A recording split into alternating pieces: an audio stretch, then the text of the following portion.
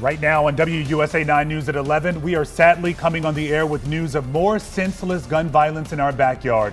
Tonight, DC police are trying to figure out who shot and killed a teenager in Northwest this afternoon. This comes just one night after we told you about another teenager who was shot and killed in Southeast. It's also just one of two deadly shootings in DC this afternoon.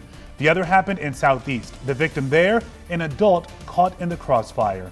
Thank you for being here with us tonight. I'm Lorenzo Hall. I'm Leslie Foster, and what is going on in our community? I know so many of us are asking that question. Yeah. You get sadness, which is morphing into anger around the why behind the violence. Meantime, families are just grappling with piercing loss. Yeah, tonight, DC's acting police chief confirms there have been 209 homicides in DC so far this year. 209 of our neighbors dead.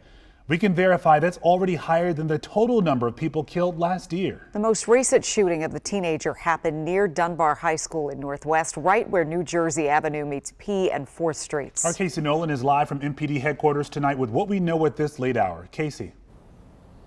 You know, guys, we're also talking about another teenager walking home from school and getting shot in the DMV. This in D.C. in one of the deadliest years in the past 2 decades, and it's only September. Today, we are at the scene of another senseless act of violence. And another teenager shot and killed for the second day in a row in D.C. Tuesday, just after school and within sight of the Capitol. Police say a teen was leaving Dunbar High School near New Jersey and O Street Northwest when someone in a group of people he was talking to pulled out a gun, shot, and killed him. I was actually at home and I saw just maybe 10, 20 cop cars fly by, ambulances. I was like, what is going on? Just minutes later, detectives were called here to Savannah Street in Southeast D.C. for another shooting. This time, police say a man was killed when he was caught in the crossfire coming from 2 cars of people shooting at each other. We are sick and tired of the gun violence in this city. We need to have family members, parents, brothers, sisters really come forward and share with us these things that are happening specifically related to guns. DC's police chief says the 2 killings Tuesday bring the total number of murders in the district to 209 so far this year, a 35% increase over the same time last year. And with the exception of 2021, this year is already the deadliest for homicides in DC in at least the past 20 years. Stats that back up what many here say they are experiencing. Yeah, I think it's gotten worse, depressing, it's scary.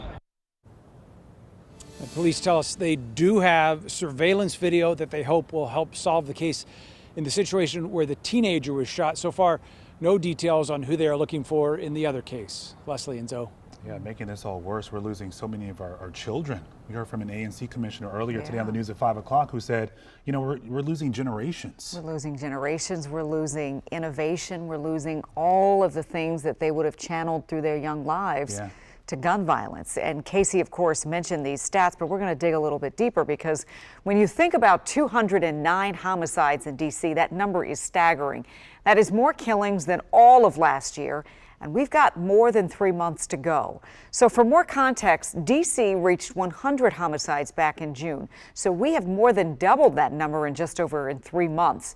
We've got to hope that that trend does not continue for the rest of the year. Yeah, and looking ahead to tomorrow now, I'm sure Acting Police Chief Pamela Smith will be asked more about her plans to get DC's crime problem under control. She's going to be part of a public roundtable that begins in the morning, which is step 1 in her confirmation process to be the city's next police chief. Our team will be there and bring you reports throughout the evening.